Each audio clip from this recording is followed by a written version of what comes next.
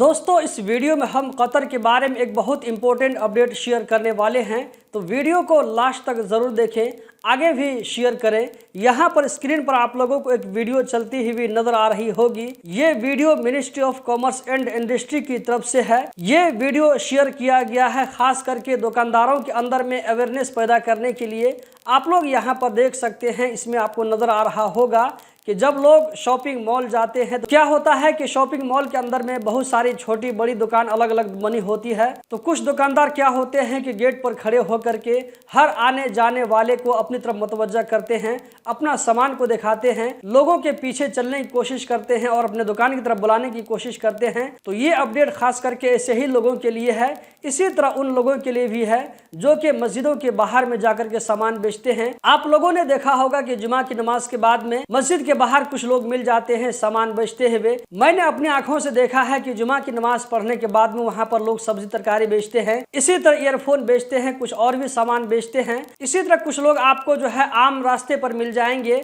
जो कि अपने बैग के अंदर में सामान रखते हैं और हर आने जाने वाले लोगों को जो है अपने सामान के बारे में ऑफर करते हैं।